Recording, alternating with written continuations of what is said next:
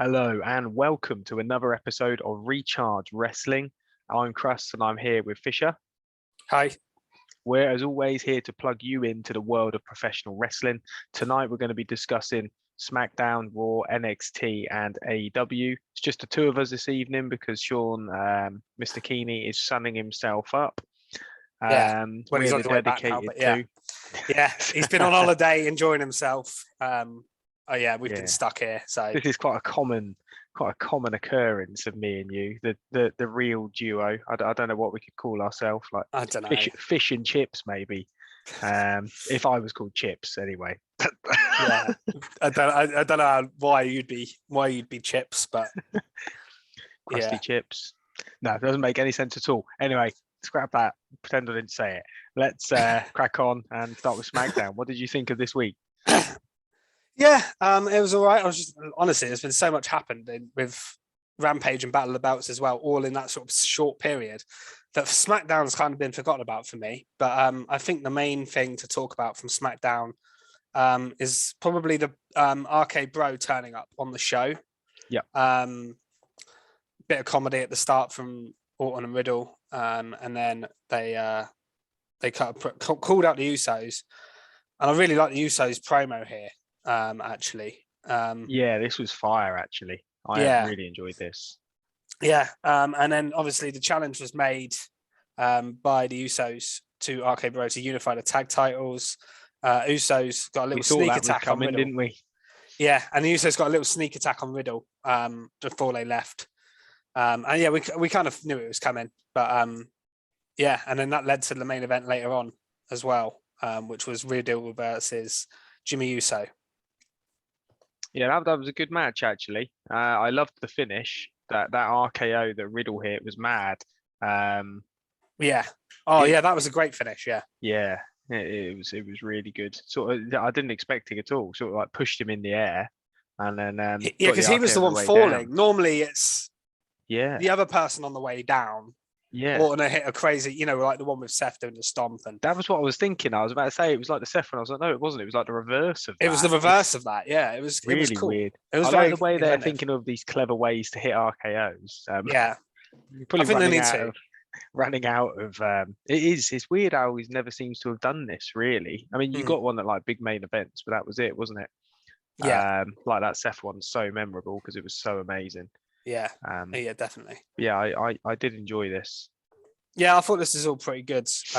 Good way to open SmackDown. I feel like the Usos and Roman, they've been carrying SmackDown for so long now, but it was also good. I mean, I'm not a fan of people crossing over brands, but for this storyline, they kind of need to do it. So when they're unifying titles, it's okay, isn't it? They have to do it, yeah.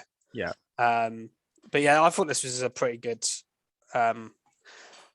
segment to start with, and the match was decent enough. But yeah, so Riddle won. The Usos always we've talked about it a lot, but the Usos get pinned so often on SmackDown. And then they pull it out of the bag usually at the end. And then they pull it out of the bag. I can see them doing a similar thing here.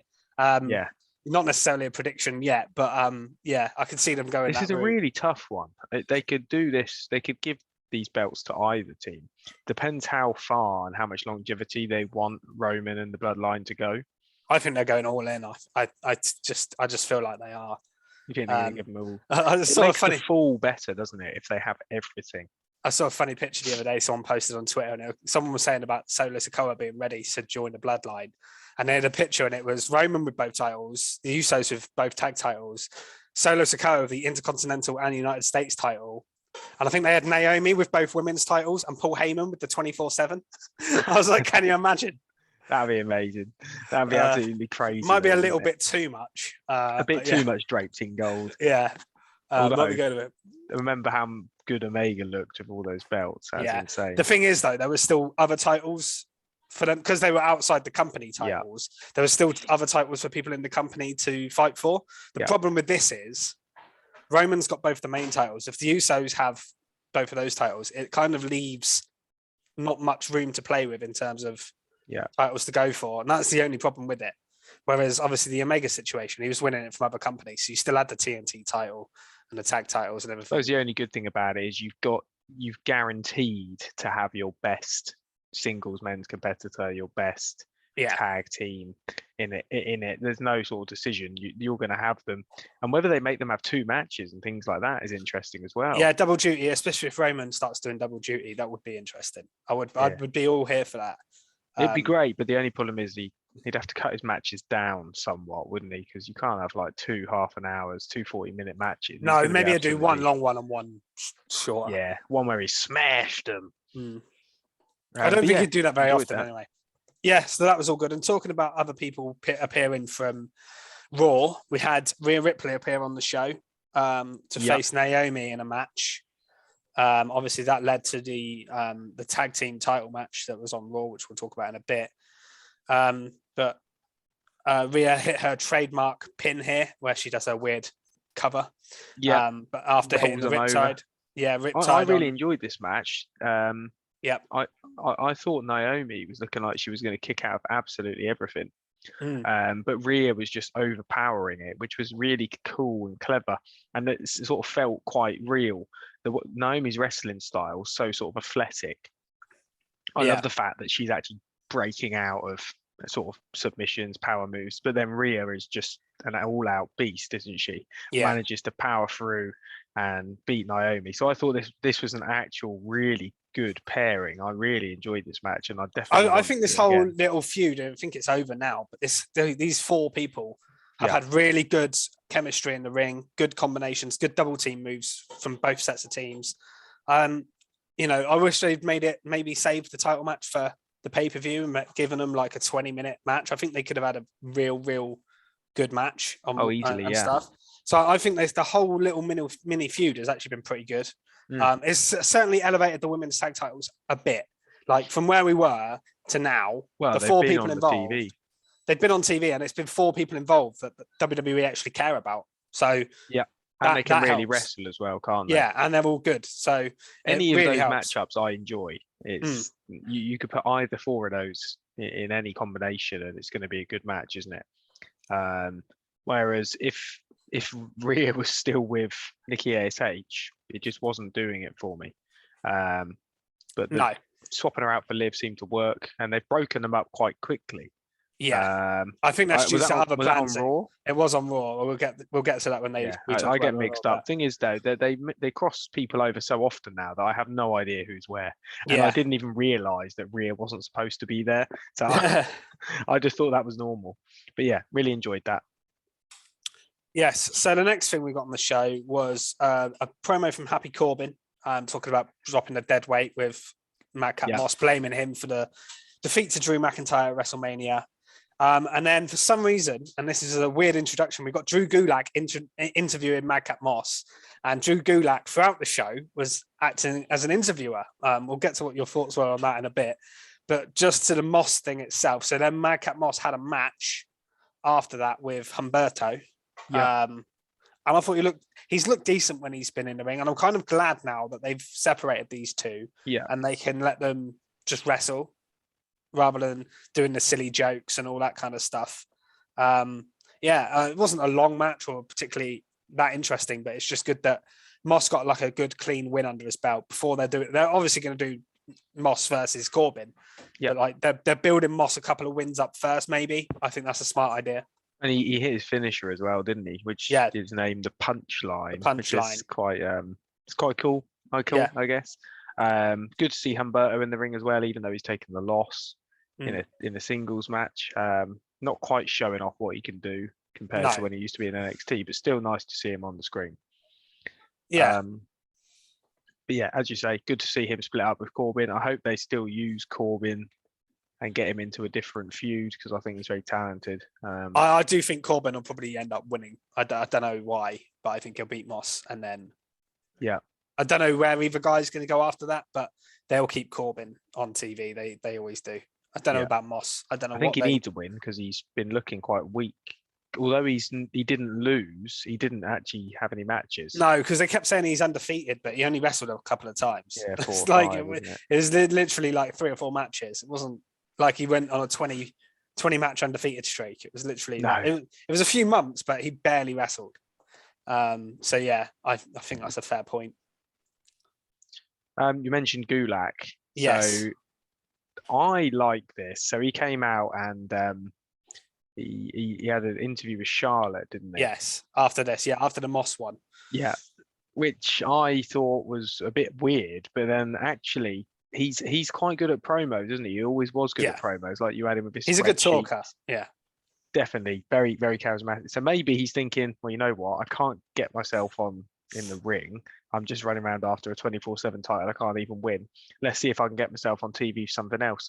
And actually, I thought the chemistry between Charlotte and Gulak was actually really good, which I was quite surprised for. I did enjoy it. It's a bit of a comedy element, isn't it? I know Keeney's probably a bit gutted because he loves Gulak as a wrestler. I was never that. The thing is, we don't really see him. He is a good wrestler, but we don't see him wrestle anyway. So, and he's got good comedic value as well. So if you're going to use him, you might as well use him in comedic value because he isn't wrestling. Like I'd love to see him wrestle, but he doesn't wrestle. So, and if he was wrestling, it'd just get squashed in 2 minutes by one of the top heels, Roman or someone else. That's all he'd be there for, to put over other people. So I think this is quite a good role for him. This was really, really interesting because I actually enjoyed Charlotte more here as well. Yeah, me too. Her sort of asking him to leave after he says about, because she said she was going to humiliate Ronda even more because it's an I Quit match, and then Drew Gulak correctly points out that she tapped. The crowd starts out and you tapped out at her. She gets annoyed and then she just attacks him. Puts him in the figure eight, and he starts tapping out and saying "I quit," which I thought put over the stipulation pretty well because definitely, they can't have Charlotte or Ronda saying it in the build-up because that'd be silly. So to get Drew Gulak to do it works. Do you think we're going to get anything more out of this, or do you think it was just a one-off? Do you think we're going to get Drew Gulak with Charlotte in a match or something crazy? I don't think we're going to get them in a match. I almost think Drew, I think Drew could start following her around. Yeah, which could be quite cool because and she starts treating him like her sort of servant because she's like, well, I'll make you tap out again if you don't. I think that could be quite clever. Maybe sort of forces him to interview Ronda and just ask stupid, annoying questions. But whatever they do, I'm going to quite like it. I just hope it carries on for a few weeks at least. Yeah, give Gulak something to do. I thought he was quite good at it. It's kind of suited him. Like I say, he's a very good talker, so it works for him really. Then we had Drew v Sammy again. Obviously, last week we kind of predicted what was going to happen here because Sammy ran away from Drew. And he did eventually do the same here. I think Keeney predicted it being a lumberjack match. He did, he did, and that's what we're going to get next week. And that's what we're getting this week on this SmackDown. Week, not next week. This week, So obviously, then there's no running for Sammy, and we're going to get all the people on SmackDown. You'll get Mansoor standing around the ring, the Viking Raiders, all the 24/7. The Viking Raiders have been dropped, haven't they? Big time. They're just not Mace all. might be there with his new manager. I hope Mace isn't there for that reason. Yeah, same here. Especially if they're going to promote him. That's a good thing. Actually, we should mention that. Do you want to mention it? Yeah, so it was a dark segment last week. It wasn't on the show, but it's clips going around a bit of Mace coming out, and he's now managed by LA Knight, who we've been wanting to get called up for a while, and we're all big fans of. I mean, at first I was like, LA Knight, just manager for Mace. That's terrible. But the more I think about it, and when I actually saw it, it looked quite good. Yeah. And LA Knight is a fantastic talker. So him, as long as he doesn't totally not wrestle, if he's doing the introductions and bringing people out, and then he occasionally wrestles, I'm okay with that. I think it's a good introduction to the main roster for him, isn't it? Yeah. It's better than nothing. And as we say, he's an amazing talker. So let's get him on that microphone. Yeah. And hopefully he sort of shows the world how good he is, and they then push him into a single superstar slot. Be quite good as well for Mace, I think. Definitely. Hopefully it pushes him because I'm sure he could be a great wrestler. We just haven't seen much of him, have we? No. Him and T-Bar looked all right together when they were tagging, but we haven't seen him on his own really. The only thing I think I've ever seen him do on his own was when he was a commentator and Brock Lesnar put him through a table. Brock Lesnar not put anyone through a table. Is there anyone that's left? No. But no, good little sort of good little segue there. I think it was worth mentioning. But yeah, so next week we're getting the Drew Sammy match finally. I mean, it's taken them 3 weeks to get there. It's kind of lame in a sense. They've wasted 2 weeks, but the end result should be good. Gets the fans way behind Drew, doesn't it? Annoyed at Sammy. Yeah. So just sort of backing up his role as being an annoying little shite, really. Yeah. Next up, we had an Intercontinental title match. I forgot this even happened. It wasn't much to it, was it? Ricochet and Jinder Mahal. I mean, it was okay. I mean, it's showing off Ricochet, and the fact that he's actually sort of getting over with the crowd is good. So you need these matches just to keep him on TV. He's already had more matches than Shinsuke did. I saw a stat about that. I think he's had 3 or 4 defenses already of the Intercontinental title, which is more than Shinsuke had in his 8-month reign or something. He's had it so already. This is great for the title. It's good for Ricochet. Yeah, at least they're doing something with it. Need the win, really. He's just role now, isn't he? So yeah. The match was okay. It was okay. I did notice there was a couple of little botches in there. There was a recall that Ricochet did that looked really sloppy. I don't know whose fault it was, but it didn't look like he got anything. And the commentator was like, "Oh, he didn't get all of that," because I do like the fact that sometimes they do that now, because they never used to, did they? Were like, "Oh my god!" Like the toe glimpses someone's shoulder. My god! But now they actually sort of be like, "Oh, we didn't really get all of that." Yeah. And I think the wrestlers know now. They're like, "We have to play this off." I saw a couple of I think there was an instance of that in Hangman Page versus Adam Cole. Well, I'm sure it was that match where something didn't look like it went right, and then they did it again later. Oh, I think you're thinking of there was a CM Punk match where that happened last week on Dynamite. Oh, I can't remember now. It also happened on NXT where someone went to grab someone's leg and missed it. Yeah, I think it was in the Escobar match, and he was supposed to grab someone's leg and he missed it, and they were a bit like, Yeah, and then they just went back to it a couple of minutes later. Yeah, if they can make it seamless, then it looks all right. Yeah, it's brilliant when the wrestlers sort of recognise that and continue. I think that show sort of separates the more experienced wrestlers. Yeah. But, I digress massively, don't I? There was a good section with Sheamus, Ridge, and then the New Day doing their signings on the merch stand. Butch flew in, didn't he? I loved that bit where Butch just launches himself over. He flew. That was good. That looked really cool. So cool. It's really sort of. I like this character. I honestly do. I want to see him in ring more, and I know we love Pete Dunne, but I always said before, I was worried how Pete Dunne would get across to a main roster crowd. I don't think his standard being Pete Dunne would have done it. So, and I think Vince obviously knows that, but the way he's actually sort of, sometimes you see wrestlers come up and you really know they're not into the character, but I think Pete Dunne is giving this his all. Oh, yeah, definitely. That segment really shows that. He's like a little Jack Russell, isn't he? He's just flying all over the place, and I find it funny as well.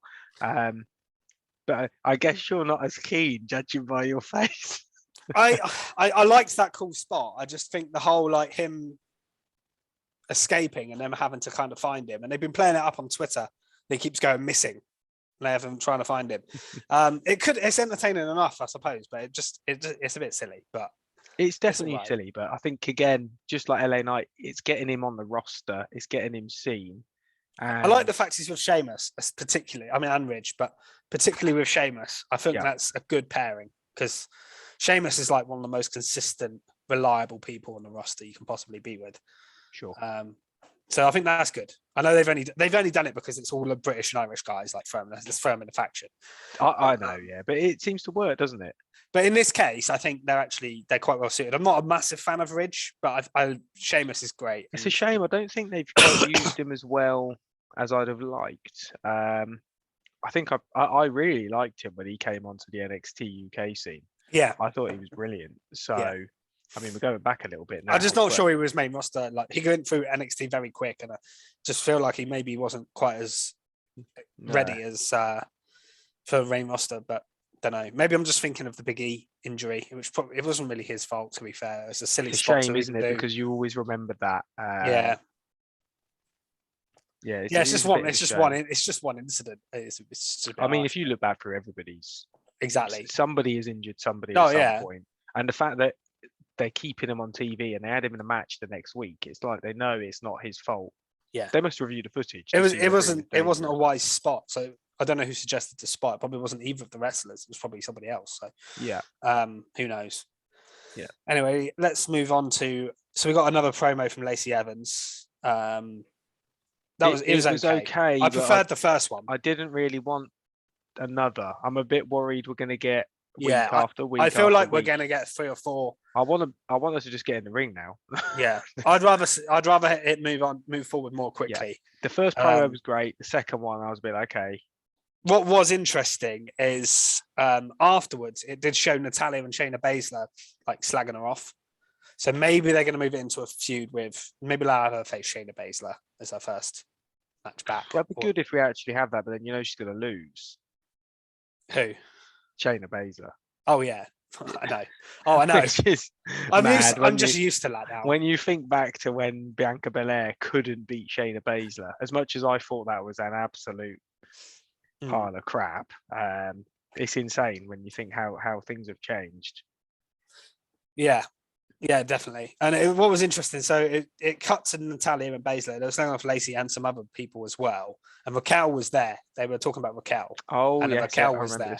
So I think we may get Raquel versus Natalya or Baszler as well. Maybe we'll get Lacey versus them. Who knows? They might maybe Lacey and Raquel tagging.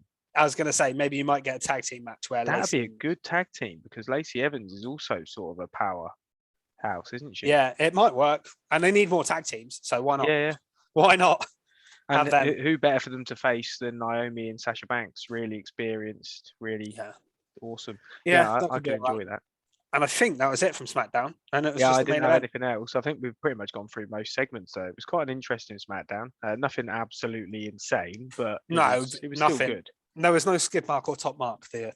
That'll be noticed. No. I don't think there was anything terrible. It was hard for me to find either this week. I thought this week was one of those weeks where there was nothing terrible. Everything was quite solid, but there was nothing amazing. Yeah. There was nothing amazing at all.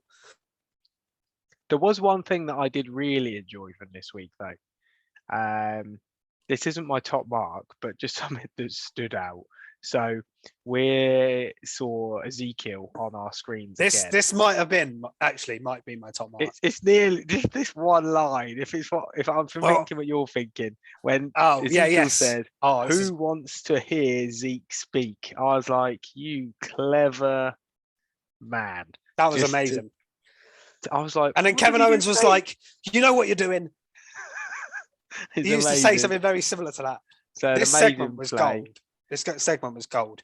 It was funny because I actually did a poll on our Twitter. We haven't done one in a while on the pod.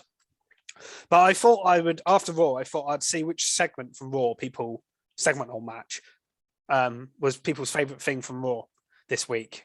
So I had the 3 options. I think this should be a regular occurrence whenever Raw and SmackDown's on. I think we should ask people. Yeah, I think we need to do more of it. Without that, we haven't done. It looked like people enjoyed it. I don't think the followers can see how many, but it was a real good turnout compared to other ones. So well done, Fish, and I think we'll get that going in the future. Yeah. If there's anything else you want us to do, let us know. As long as it's not crude, we'll be happy to partake. Definitely. And so the options were Cody and Owens, which we'll get to, Theory and Balor, and this lie detector segment, and then other, which no one voted for. Cody and Owens won, but it was tight between the other 2 segments. Yeah. So I just thought that was interesting. I personally voted for Theory and Balor, which I'll get to in a minute. Yeah. But yeah, I thought the lie detector was hilarious. Well, you've got obviously we're getting Ezekiel here that they're trying to push, and after today, I think actually this could be pretty cool. His in-ring stuff's looking better as well. And then you've got him with Chad Gable, who is an absolute genius. He has come on leaps and bounds. Shoosh! Thank you. Him, as you say, him, KO, and Ezekiel in the ring. As soon as I saw, because obviously we knew we were getting the lie detector test because KO mentioned it last week. I was like, okay, it's a lie detector test segment, it can't be that good. But then I was like, well, KO and Elias will make it work, I'm sure. And then when it KO show and I saw Chad Gable sat there, I was like, okay, this is going to be great. Yeah. Like, I just knew with him involved as well, it was going to be great, and it was. So good. I'm pleased. There's something I'm pleased about. Obviously, that Chad Gable is still being pushed on his own. But Yeah, the absolutely. one thing I think Otis is now going to get pushed to the side. I can't remember when it was, if it was the wedding, but Otis ran out at some point with a load of other Did he? sort of lower card. Yeah, when did a load of lower card Oh, run I out? think Gable was there as well, though. Oh, was he? I I don't think remember so. seeing Gable. It was I saw after it. the Austin Theory win. Ah, okay. It was For just the all the heel. celebration. That's it. The celebration. It was just I all the didn't see heels. Gable, but maybe I in think that he case, was maybe there. it's not so dangerous. I think he was But there, honestly. I saw Otis and I thought, uh-oh, here we go. But to be honest, out of the two, Well, if he I'm popped up in backing the Gable. 24/7 segment, that's when you're definitely worried. I got excuse me. You got confused there, didn't you? I could get confused. And also, you mentioned the 24/7 title, so Yeah. I started coughing. Yeah, really enjoyed that segment. Yeah, it was really funny. And obviously Ezekiel passes it, which makes Owens really angry. And Gable's just like, "What am I meant to do, man? Like, he's passed it." Yeah, it was great. But I love the idea that KO brought him in because he's the smartest man in WWE. So good. I just thought that was a really clever little touch. With a 4.0 GPD average or whatever it is. Yeah, he's amazing. He needs to stay on the screen and do more. Yeah, definitely. It led to the match between Ezekiel and Gable, which was okay, but they just did a DQ finish, so I didn't really know why they bothered. I would have just not done the match. Wrestling styles changed. Well, Elias's wrestling styles changed. Yeah. It's more interesting. So, yeah, look forward to see what happens if they push him more. It's been a long time coming, hasn't it? He's been off for a long time. Definitely, yeah. Should we move on to top marks? Because I've got one for Raw. You mentioned one, I think, didn't you? So yeah, go ahead. Yeah, so I really enjoyed Austin Theory versus Finn Balor. The only thing I do feel obviously sorry for Balor. He's been booked terribly as United States champion, pinned in the build-up a few times by Theory. He's lost loads and loads of matches. They never really paid off on the storyline with him and Priest, which I thought they were going to at Mania with the Demon. I thought that was going to be a whole thing. They never did it. So really, he's been completely forgotten about in all of this. But this sounds like a skid mark. No, that's the negative side of it is Balor's booking. But the actual match, they've made a skid to create a top mark here, haven't they? Yeah, but what they've done is they've backed the new star. And people moan when WWE don't put titles in new stars and create new people. They've really gone all in on Austin Theory. And the match was great. He's really good in the ring. Yeah, it was really, really good. Balor was kicking out of quite a lot here. So was Theory at points. There's a really good Spanish fly in the corner. There was a good dive from Balor to the outside. There was an 8, and then the finish was a coup de grace countered into the A-Town down. I like the fact he got a clean win. Yeah, exactly. It wasn't. He didn't use heel tactics. They proper put him over. Yeah, which is really good actually. I think it was great match, and as I said, it's a shame because they have proper shit on Finn Balor, and you see when he comes out to the crowd. That happened long before this week, though, didn't it? It did, but you just thought, oh, maybe they're putting it back. Oh no, but it's weird. I wonder what his thoughts are. I'd love to know whether Finn's like, this is what my spot is now to put people over. I'm a popular wrestler, but I still don't think he ever reached his peak. Yes, he won the Universal title, but that injury, could you imagine how different everything would have been if he would have been massively different if he would have been injured. Insane. He's had a US title run, he's had an Intercontinental title run, but he never reached that heights. And the Demon, they messed the Demon up as well because he always had the Demon in his back pocket as something that he can get out, but they even messed that up against Roman. That was a real. They messed that up, and that's why I was hoping they'd do it at WrestleMania to kind of recover it. Having beat Priest in a match for the US title at Mania, but they didn't do it. It's a real shame. Thinking about it now, if there's going to be a time when they're really going to push Balor, it could be in the UK. Yeah, and you could bring the Demon out there. That would give a real spectacle, wouldn't it? Yeah, maybe. I just don't see it happening. I'd love it, but I don't know. I feel such a shame, isn't it? Like maybe they'll put him down to NXT UK for a bit.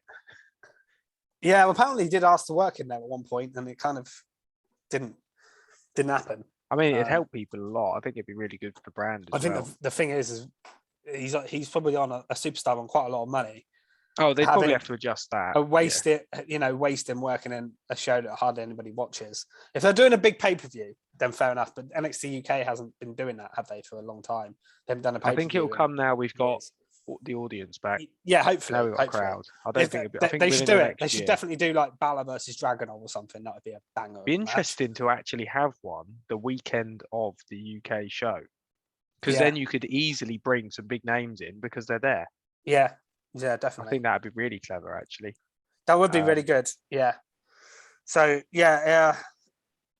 But then Theory won, and then you had this random celebration we just spoke about. Yeah, so I've actually put on my notes, it said Apollo, Aziz, T-Bar, Alpha Academy, and Hurt Business were in the ring. Oh, okay. So that's what I've put. So I think both of them were there, yeah.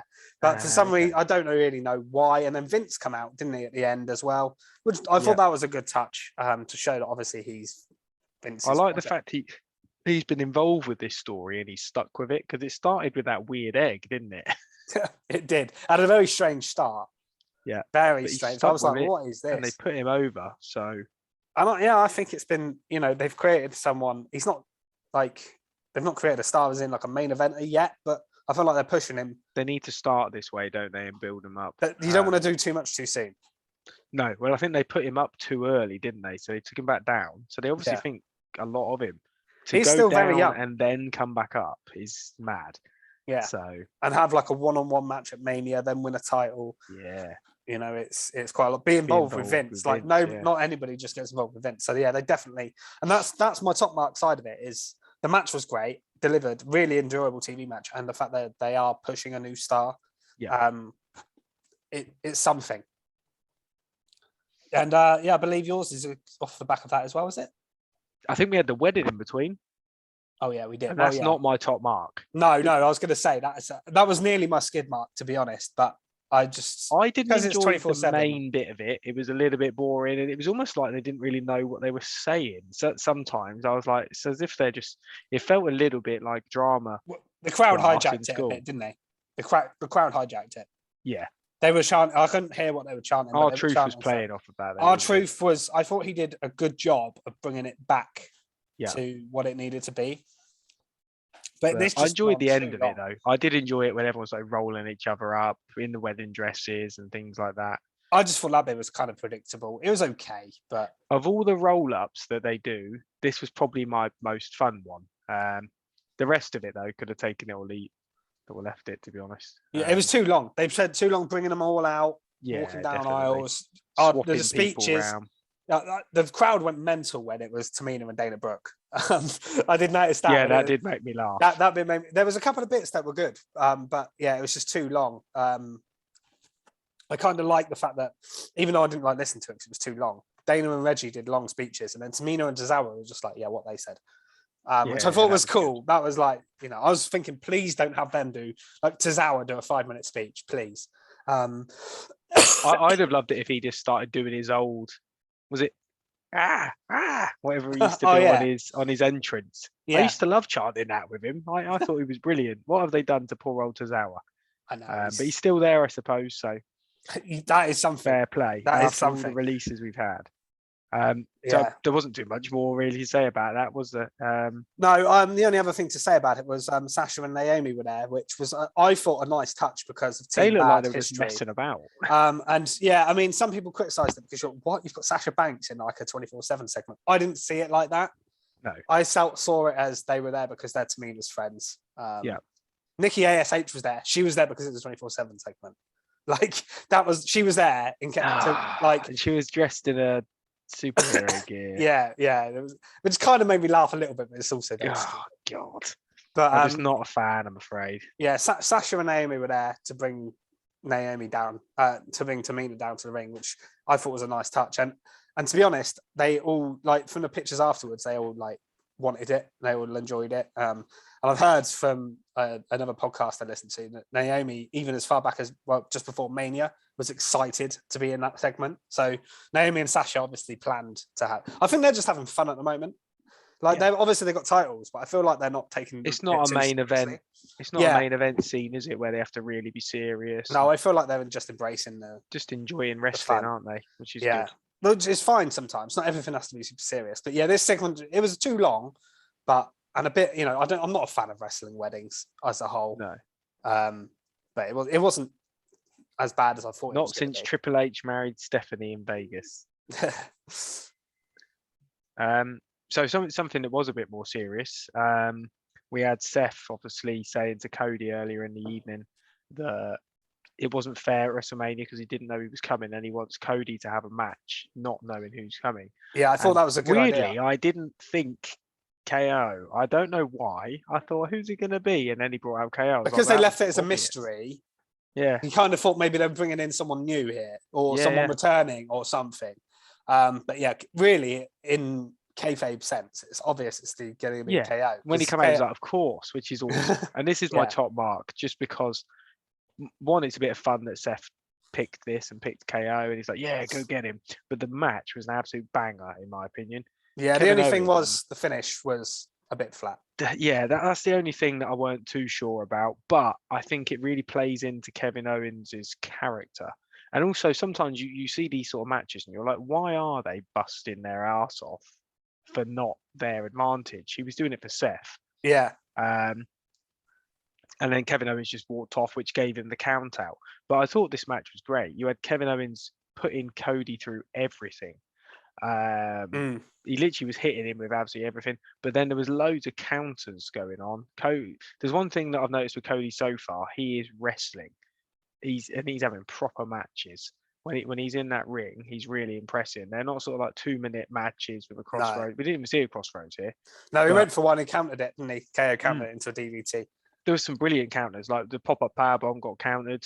It was a really, really good match. I was just a bit like, well, why didn't you just have Cody win? Because Cody, I know there's another loss for KO. I suppose they're trying to protect Owens slightly, aren't they? Yeah, I get it, but at the same time, like I agree. I did think, but actually, the more I thought about it, I think. But yeah, Seth did call KO. He said, "Get your fat ass in the ring" or something like that, and then KO was like, "I've had enough of this shit," and then just left. So I don't know if KO two together are golden, aren't they? Yeah, they haven't really done a lot together recently because they've kind of separated the feuds, haven't they? But I don't know if we're going to get them again as friends. Maybe they're going to come back and win those tag titles. Maybe that's the way they've kind of split them. Then I don't think they're going to have a match and turn on each other, or no one's going to turn.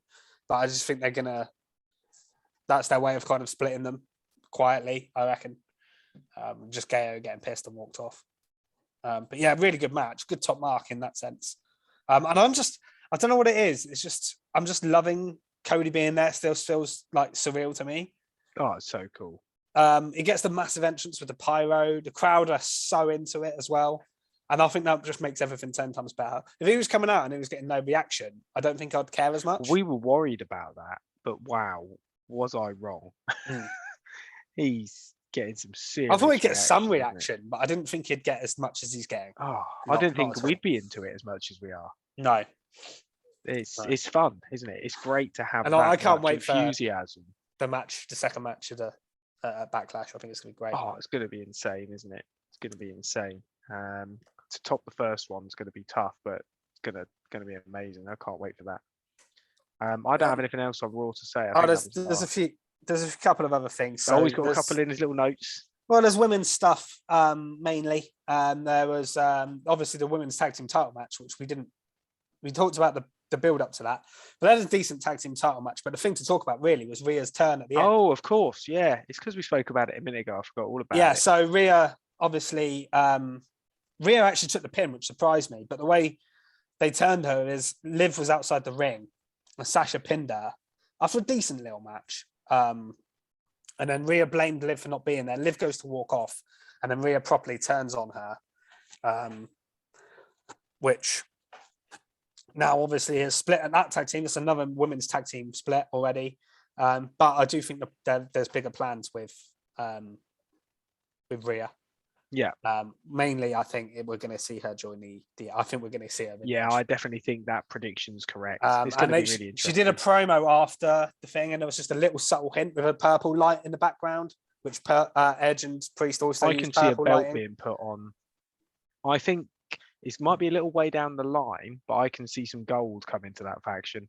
I think on at least a couple of them. A heel Rhea beating Belair for the title eventually makes sense. Out of anyone on Raw, Belair losing the title to Rhea makes the most sense. Yeah. In my opinion, especially if Rhea's turning heel and then Belair's going to be a face. So that makes total sense to me. But yeah, I really think that would be a good idea for her to go into that faction. And talking of Belair, we can segue onto that a little bit. I really liked the what they did here, where Belair comes down, Sonya reminds her that she can't touch her, rejects the match for night. We're actually getting the match this week on Raw because it's in Bianca's hometown of Knoxville. Yeah. But what I really like is when Bianca went to do the KOD on her, and Sonya still had the mic in her hand and was like, get me down. If you touch me, you'll get this fine. And then I loved the after bit. Just launched her. Yeah, and then I loved the after bit. She goes to pay the fine and she gives Adam Pearce $1. And he was like, Adam Pearce is kind of playing Sonya at her own game by letting off the superstar that she's... it's quite interesting, this, isn't it? It's quite fun. I like the fact that we're going to see Sonya in ring again as well. I think she's a good wrestler. There's been a long time. Do you think this storyline's maybe transitioning away from her? Because they said she's been investigated.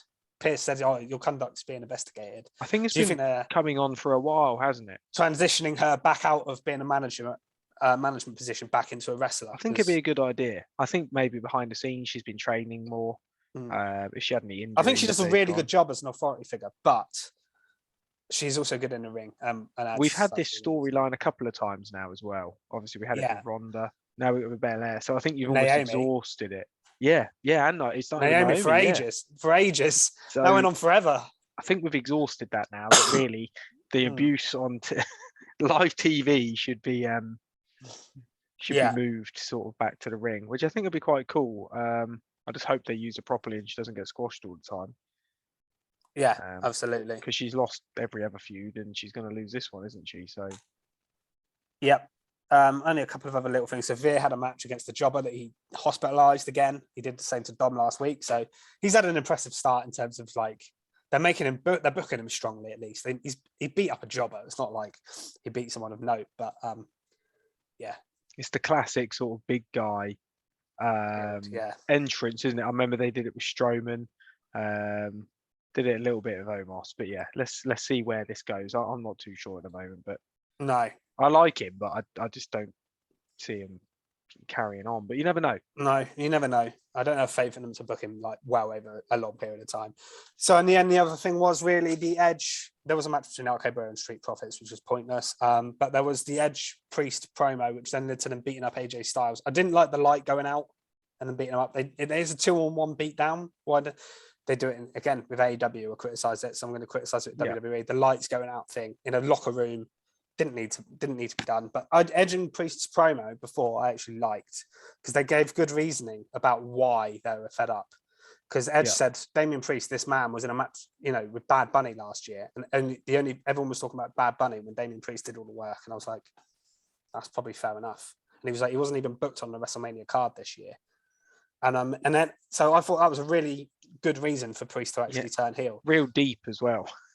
Yeah, it's true. Yeah, it's true, and Edge had reasons as well. He mentioned, although he said about the fans turning on him, that didn't really happen until now. Until he went heel. Yeah, that didn't really happen. Apart from that, though, that promo was quite true, so I quite liked that. But I didn't like the beatdown bit with the lights out. No, I think that's it from Raw. Yeah, on to NXT, I guess. We opened with Tiffany Stratton versus Ray, which, to be honest, I think we've exhausted this fuse now. But it's again booking Tiffany Stratton strong. I think she looks really good in ring. I like her finisher. I'll say that. It's cool, isn't it? I think we're coming away from the character now and more just demonstrating her in-ring ability, which I think is really good. So I hope we see more of her. There wasn't really anything to say about that match, just the fact that, again, Stratton got the win. Yeah, clean win. Yeah, so I think we're going to hopefully see her onwards and upwards. Yeah. There wasn't a lot else to say, like you say. So the very start of the show, Pretty Deadly come out. Obviously won the tag titles in their first match last week. Bit of a surprise. Yes. And I was really happy to see Grizzled Young Veterans come out. because they weren't. Yeah. We all moaned when they were not in the gauntlet last week, but then they had a match with Legado del Fantasma and they lost again, didn't they? Which was a fantastic match.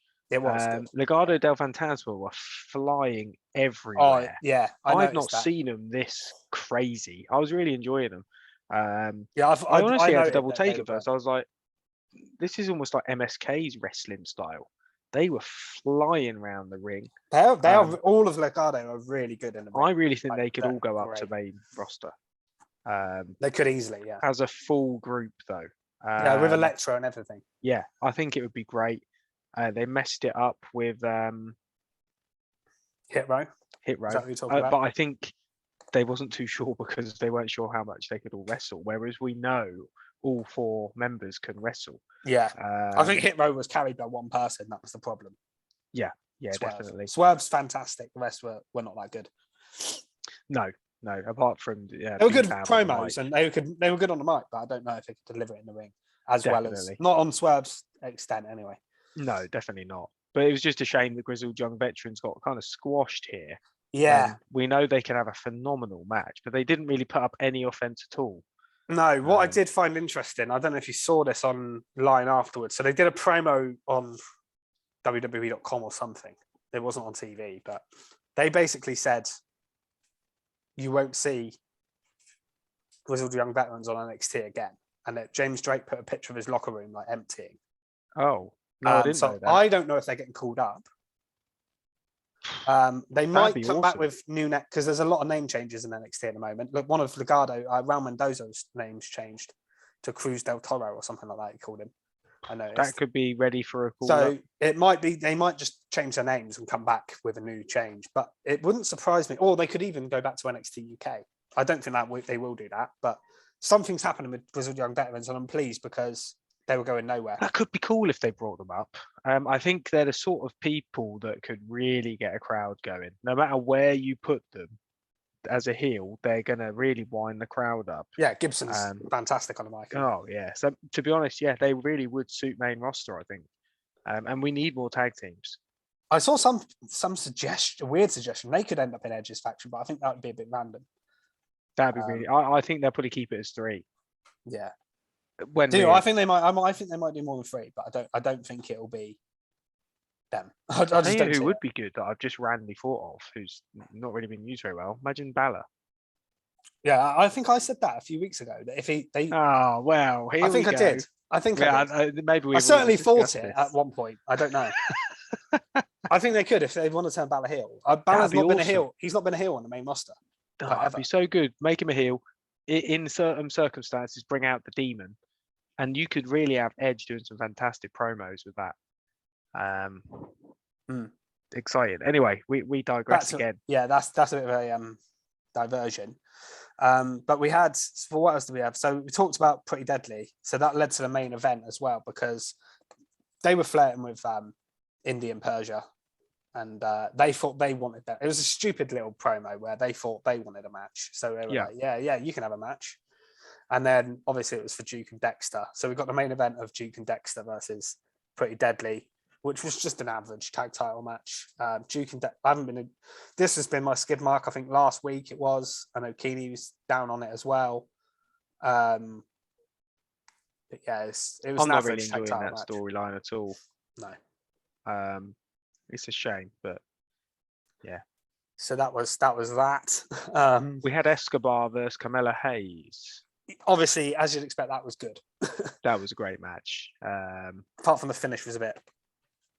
Yeah, they I mean, that's the main talking point, really, isn't it? The fact that Escobar got attacked by 2 suited men. Yeah, obviously Tony D'Angelo's doing. Yeah, so I guess you can tell by their gimmick, the way they were dressed. The feud, isn't it? That's where we're going with this feud, I guess. Yeah, I guess is Escobar face. I think they have turned the Legado del Fantasma face. Yeah, I think they have now. Yeah, which I don't mind because the crowd. It's strange because they were attacking people in car parks the other day. Yeah, now they're getting his car was clamped and a fist put on it. So yeah, but not too much to say about that apart from it was a really good match and the fact that we're going to have this new feud, I guess, with D'Angelo. Yeah, Something worth mentioning, the match wasn't really anything to shout about at all, but Wesley being on TV, even though MSK have now disbanded. Yes, I was very happy to see him. Quinn. It's nice to see him, although he did lose. And Keeney mentioned as well to us that he wants it to be known that he was happy to see Wesley. Oh yeah, he's pleased about this. So it's the only thing he's discussed with us, really. He's been a bit busy on holiday, but he has managed to watch stuff. And he said, and out of all of that, he picked out good old Wesley. I guess it's a feel-good moment, the fact that he stayed, because we were really concerned that he was going to get dropped like a sack of potatoes. I mean, he still may, but hopefully not. Hopefully not. He was good in this match. He lost, obviously, to Zion Quinn, but Zion Quinn's been relatively well pushed. So, I don't know about well pushed, but he wins matches. So, and I think we'll see something in him. So. I'm not quite sold on him, unfortunately. I think he's got potential, but someone who really does have potential, Grayson Waller. So we had the match between Sanga and Grayson Waller. Yeah. I think we had a segment where he was sort of running away towards the ring, just lobbing everything. Yeah, and then suddenly the referee appeared, and they had a match. So this is how the match came about, wasn't it? I actually enjoyed this bit. Waller he's just so good. I really like this guy. I think there's a lot to him. The match was okay, but really the main bit was the fact that Waller actually hit his finisher on Sanga and beat him clean. Yeah, I don't think they see anything in Sanga. I think he was just there as a bodyguard. It's just strange that I honestly they broke him up very quick as well. Waller's they did, but with Waller's character, he always cheats, doesn't he, to win? Yeah, it was just odd that they let him get this sort of clean win. I thought he might bring out a new bodyguard or something. That's what I thought he might do. Sanga was rubbish, he lost, but I've got maybe they're pushing him towards gold now, and they want him to be able to sort of stand on his own, and this is the sort of footstone to that direction, isn't it? But I love his finisher. I think it's awesome. He sort of does that forward roll, doesn't he? Yeah, into like a stunner, isn't it? Yeah, I really like that. Yeah, it's like a springboardy roll into a stunner. Yeah, it's good. He's cool. Couple of other things from NXT. So there was a debut for Roxanne Perez, who is formerly known as Roxy. Talking to people with potential, I think she's someone that we're going to see a lot of in NXT. Okay.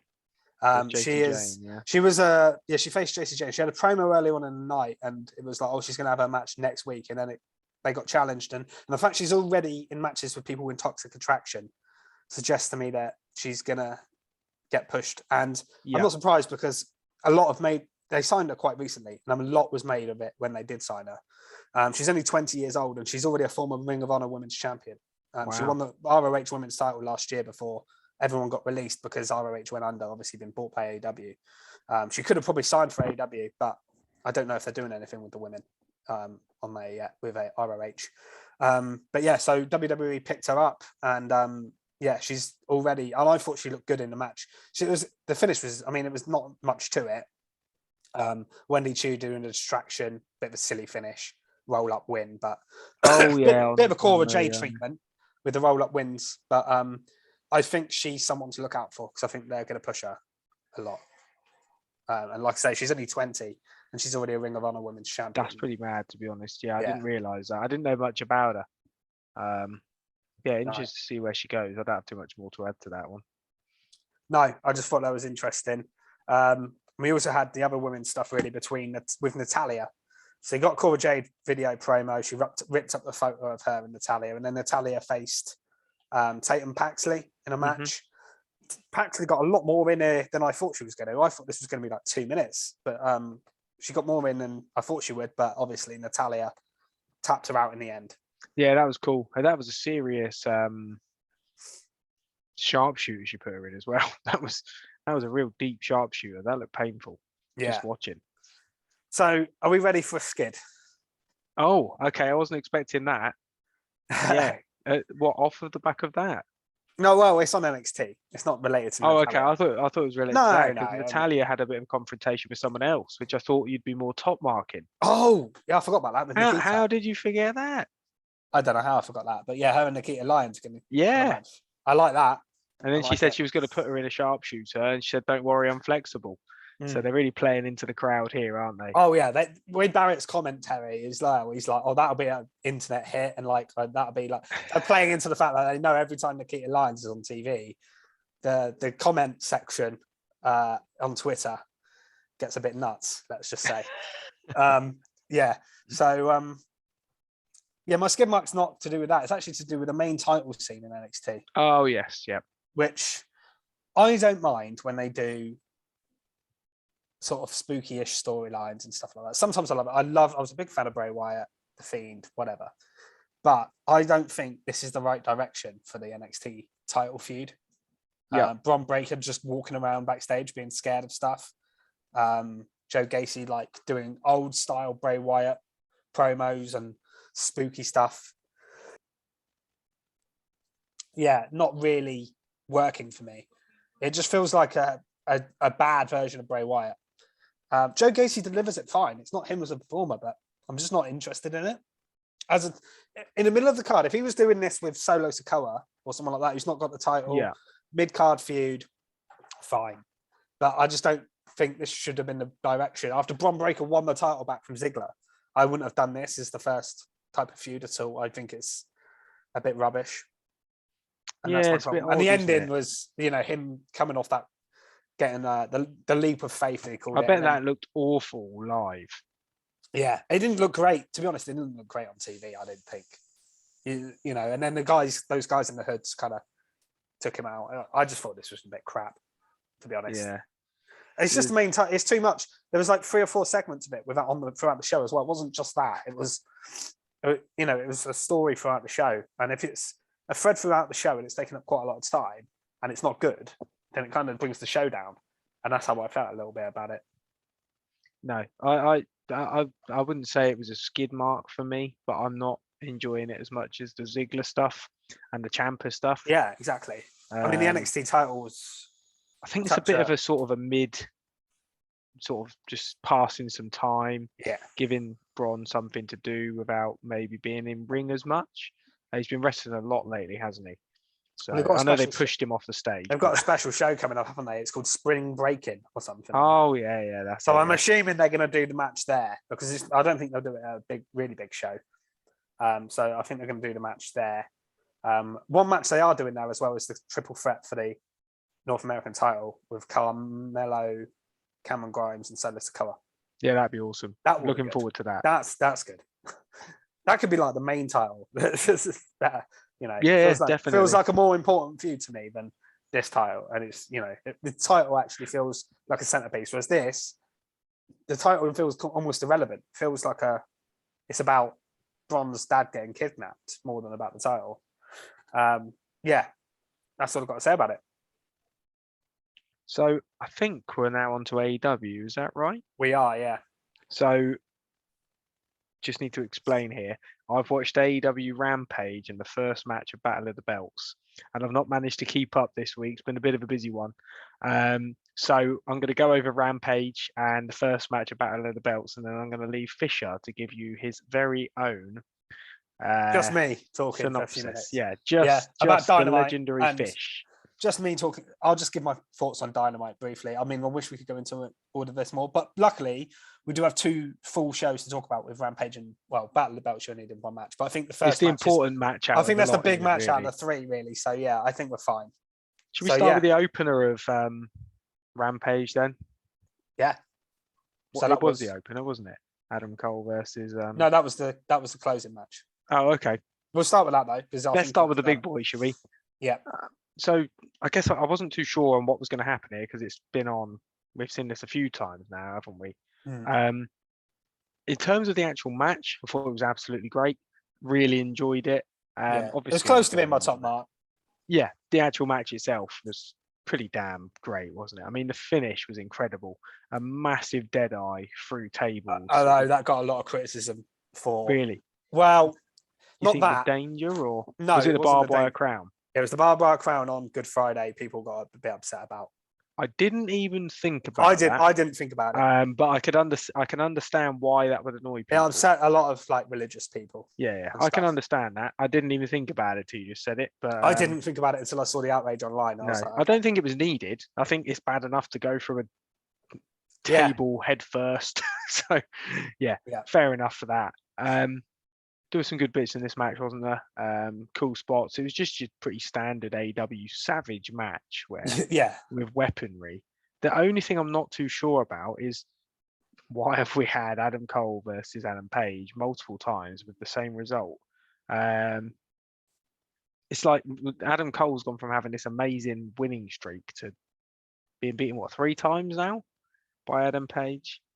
I think it's 3 in a way times. says to me that he can't compete for that belt in a long time. No, I don't think he can now. Which is a shame, really. They're moving on. They're moving back to the. It's not really a big spoiler for Dynamite, but we got a lot more hint of where the direction is for Cole, which is more to do with him and the Bucks and. I'm really excited for that. Which was good stuff. They kind of moved back to that, stuff. They don't really I'm excited do a lot, to see that. But I just don't know why we needed this extra match lobbed on the end. Yeah, I do agree. Like, there was no real reason for Cole to get the match, but the match itself was really, really good. Yeah. I loved in this as well. There's some trash talk, and Cole says something like, "Page will never be Omega" or something like Omega or something like that. He mentions Kenny. I can't wait for Omega to come back. Yeah, I feel like it must be soon. I think he really. I mean, he doesn't need to come back. AEW's got a stacked roster, but him coming back will feel huge because he's been gone for so long, and he does have that star power added to him. And he's just a brilliant wrestler, isn't he? Yeah, I really can't wait. I hope he's fully recovered. Yeah, but there were some great matches in this. Great spots in this match. So, Panama Sunrise counted into the Deadeye. Yeah. There was another Panama Sunrise. Page got up at 9 from that. There's a huge suplex. There's a massive pile of chairs. Yeah, he sort of launched him, didn't he, across the ring? Yeah.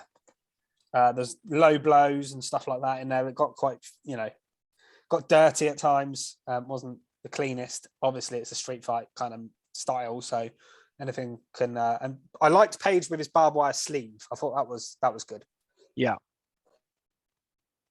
But yeah, it was a really, really good match. What do you think? Did you find it strange it wasn't on Battle of the Belts and it was just on Rampage? Because for me, it was like 3 titles defended on Battle of the Belts, and they didn't put the world title on there. Or do you think they were just trying to give Rampage a boost? I think they're giving Rampage a bit of a boost. I don't know what the numbers are like, but haven't been great recently, which I think is why they tried to give. Because Rampage definitely feels like the B show, like by a mile. Yeah. And I know it's by design, but yeah, I feel like it's only an hour long, isn't it? So yeah, and the time slot. It's the time slot. It's on after SmackDown, like 10 o'clock at night or something. So, yeah, I think that's the main reason why. Dynamite. Let's talk about the opener. So we got the Blackpool Combat Club versus the Gun Club. Yes. Not loads to this match, really. Just a pretty solid match, really, wasn't it? But I think it was Yuta's first match, wasn't it, in the club? Yeah. So yeah, and I love Regal was talking about his hair on commentary a lot on this, and I've written down. I can't remember what he said now, but he made me laugh a lot. Talk about his hair. I didn't know that bit down, but but Yuta won with a clever roll up in the end on Billy Gunn. Yeah, I suppose that's quite a big deal in a way. The fact that I know that you and Sean aren't too keen on Billy Gunn, but it's still quite. I don't mind Billy Gunn. He's a in 2022, legend, isn't he? To get to pin him is quite a big deal, isn't it? Yeah, it could have been one of the other 2 lads, I suppose. Yeah, but I think Billy Gunn's the main name, isn't it? So for him to get the pin, but yeah, pretty good match, and good that Yuta's sort of in the club, isn't he? Yeah, and then you got Butcher versus a random jobber guy, which he beat with a powerbomb very quickly to set up the match that he's having with Wardlow, which happened last night on Dynamite, which I'll talk about later. Can't wait to see that one. Yeah, I'll talk about that in a bit. Dustin did a promo for CM Punk. Challenge. That'll be a good match, I think. That'll be a really, really good match. That's happened, obviously, now. Okay. That was on last night's show. The other match from this show, which was interesting, was Ruby Soho versus Robin Renegade. And they did the old Bella Twins trick here, the twin magic, where they switched over. Yeah. Haven't seen that in a while. Thought that was interesting. I miss the Bellas. Yeah, so Robin, I can't remember what her sister's called now. I might have written it down somewhere here. But Robin goes outside the ring, goes under the ring, and then her sister comes out and they switched back. But Ruby ended up winning with a Sister Abigail type looking move, which I thought was interesting. It'd be rather a bit than her old strange Riot if Ruby didn't win, wouldn't it? Yeah, I mean, Robin Renegade's not really a signed. I don't think she's even signed. Oh, so really? yeah, it would have been very, very odd. They had another one on Dynamite where the result was really obvious. They need to make these qualifiers a little bit more. I know it's the women's one. They probably haven't got Meaningful. loads of people, but yeah, it's kind of obvious who's going to win in most of them. Because they did Britt Baker versus Daniel Camilla. Yeah, it's pretty obvious. I could probably guess what's going to happen there. You know who's winning before the match starts, which is fine. Like sometimes squash matches are all right, but when it's a tournament match, like at least have some jeopardy a little bit. But yeah, I thought it was entertaining, that match. I thought it was quite good. And then we got Battle of the Belts. So I can discuss Sammy G for the TNT title versus Scorpio Sky. So I thought this match was decent. Again, Sammy showing how much of a good wrestler he is. Yeah. But then something we've discussed before that was a little bit skiddy and random is the fact that Sammy G has won that title back. Yeah, 3 times now. Yeah, it's strange. The thing I also find weird, and I'm wondering, is Sammy turning heel? Because they must know the crowd is not enjoying him and Conti. Yeah, but they're playing up to it. You get even more of that on Wednesday. You'll see more last night's show. When you watch Dynamite, you'll see they lean into it even more, and you'll get more. Okay, so they are basically playing into this because they're snogging on the ramp, which just people aren't enjoying, and making a big deal. Yeah, they play it up even more. Okay, so maybe this is the reason why with the belt makes people dislike him even more. But I get that, but it just feels like there's so many more people they could give opportunities to that haven't had this, and I feel like Scorpio Sky got a bit screwed with not having a bit of a longer run. Yeah, he didn't. Great wrestler. He didn't really win it long ago, and I feel like Scorpio and I mean, for me, even Page as well. I wouldn't mind him actually having a run with it because his promos are brilliant. Yeah, I really, really enjoy him. But yeah, the match was good, but I just felt like putting the belt on Sammy was the wrong decision, and the crowd booed it. Yeah, there was a Page Van Zandt and Conti brawl, wasn't there? And then Sammy did a low blow behind the ref's back, and then did a GTH to win. Yeah, so that was one of the reasons I thought, this is definitely going a bit heel. I know the commentators were saying, he's playing sort of like fire with fire, but yeah, because they were like just making loads of distractions, so it wasn't made clear that it was heel here, but it definitely had a bit about it. But yeah, that was a good match. So I think I'm going to leave you now. Yeah, I'll just sum up the rest of... To your own devices. Have fun with Fisher, everyone. Fun with Fisher. Yeah. I hope you've enjoyed me, and I'll see you guys again next week. Right, so I'm just going to quickly go over what happened the rest of the show, and I'll talk about my thoughts on Dynamite, because someone's got to cover it, right? Obviously, Keeney being away, Krusty hasn't watched yet. It is only last night, so he's forgiven.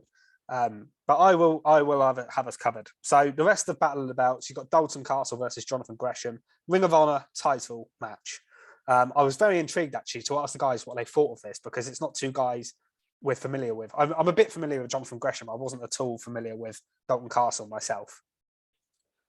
His entrance is very interesting with the boys. I really like that they were sort of moving with the moves at ringside. Found that entertaining. Some of the in-ring stuff didn't quite connect with me as much in terms of Castle's wrestling, but it was okay.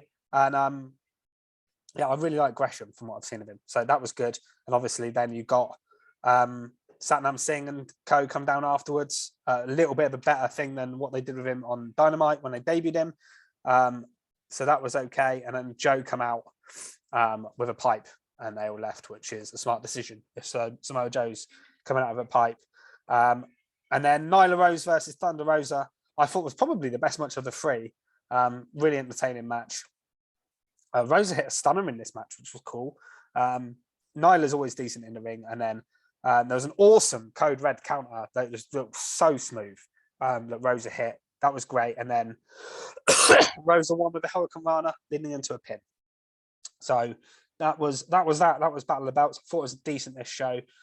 Didn't really like the result of the first match. The rest of it was okay. It was just all right. It was an okay hour of television. Dynamite then. was, I thought, a really solid show with nothing outstanding on it this week. There wasn't anything that I was blown away by. There was nothing that really annoyed me either, though. So CM Punk versus Dustin started the show. Bit slow to start with, but the crowd was so into this. Plenty of "This is awesome" chants. Dustin's still phenomenal for his age, isn't he? And yeah, CM Punk obviously got the win in the end, but they definitely teased Dustin winning. He hit a crossroads and a pile driver at one point, back to back, where Punk kicked out at 2. And they had a nice embrace afterwards. It felt really genuine. So I really like that. Close to, maybe not quite being the top mark, but it was definitely one of the better matches of the week.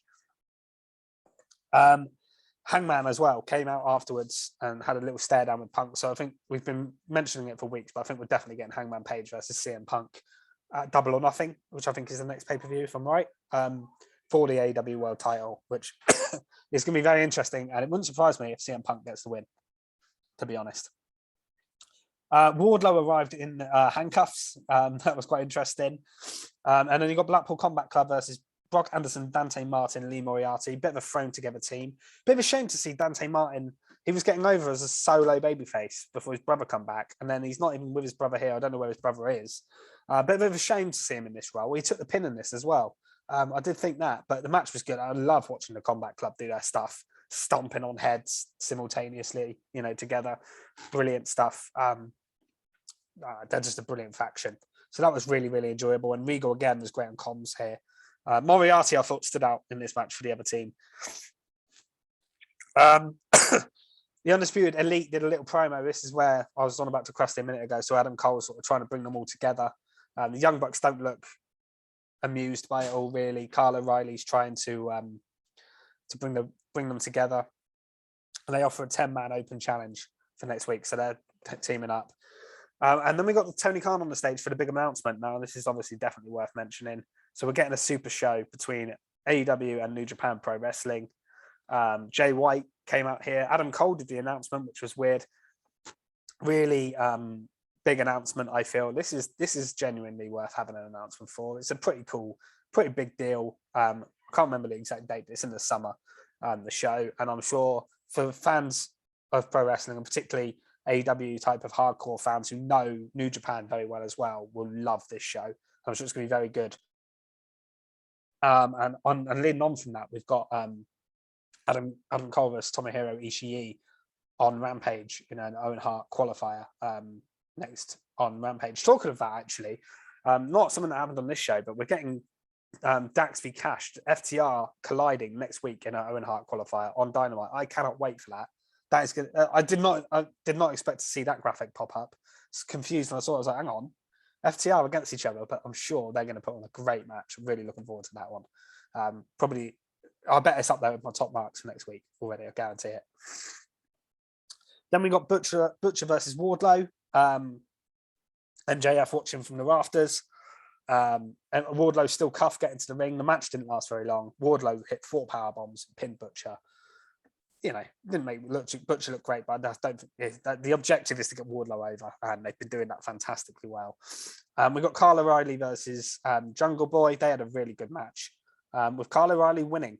So interestingly, he's in the Owen Hart Cup. If Adam Cole gets in there as well, we could see those two face each other as well, which would be interesting. Although we've seen that obviously in NXT not that long ago, but still could be good.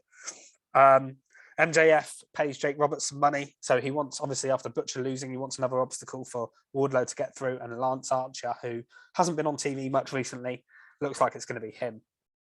So that'll be good, I'm sure.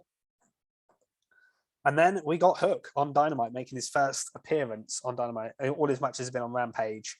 A match against Anthony Henry. I thought we were going to get the match with Tony Nese this week. I thought that was what they were doing. But Nese was just watching in the crowd, which I thought was a bit odd that they didn't just do this match. But I love the tease at the end with Danhausen trying to curse him. And now Danhausen wants to fight Hook. So it looks like we are getting Hook v Danhausen, which I'm sure is going to be incredibly entertaining. So yeah, really interesting promo between Kazarian and Scorpio Sky. Scorpio Sky wants Sammy, and he's going to get him in the ladder match next week. We had a little segment with them, with Dan Lambert, Scorpio Sky, and again, Conti and Sammy come across very obnoxious here, to be honest. Danielle Camilla versus Britt Baker. Britt in her hometown, obviously in Pittsburgh, so over here. Come out of some Pittsburgh Steelers football players. Got the win. Match went longer than I expected. Camilla got some offense in, but Baker won and then cut a promo afterwards, running down some women. She made a pretty rubbish joke about Ruby Soho that I didn't really get, but she did go in on Tony Storm talking about pies and talking about her wanting to be fired from this company too, which was quite savage. Kind of enjoyed that one. But yeah, good to see Britt Baker back. Definitely one of the best parts with the AEW women's division, and she knows it as well because she referenced that. So that was good. And then we got Andrade versus Darby in a coffin match as the main event. Unusual match type. We have seen them before. It's like the old casket matches in WWE. The Undertaker used to have them quite a lot. Match here was good. There was so much outside involvement. Sting in the crowd was awesome. Does a dive from the rafters. Really good stuff. Yeah, really interesting match. I preferred it, well, actually, once it got to a one-on-one in the ring, and they were just doing some really good wrestling, using the chair a lot. Then you got thumbtacks on the coffin, which I thought was a nice touch. And then Jose, the assistant, tries to help Andrade at the end, but it backfires. And Darby Allin got the win. So that was that really from Dynamite. Not too much. With just me talking about it, there's not much point in going into much more detail because I've got no back and forth, which is very strange. I feel weird just talking about it on my own, but I wanted to give a quick run through and just say my thoughts. Yeah, solid show. Like I say, not a top mark from there this week, but no skid marks either. And yeah, I really enjoyed it. So that's it for this week. We'll be back next week. No idea if we're going to be which combination or if all three of us are going to be on. Follow us on Twitter at Recharge Wrestling, at Recharge Wrestle. Sorry, not at Recharge Wrestling. Find us on YouTube at Recharge Wrestling. For those of you on YouTube, Crust is now back on the screen. Oh, he's back. He's saw me doing the outro and thought he'd better come back in quickly. Didn't want to spoil Dynamite for you. But yeah, so follow us on Twitter and YouTube. Follow Robot Republic as well at Robot Republic _. I've been Fisher. That was Crusty, and see you next week. see you later. Thank you. Bye bye.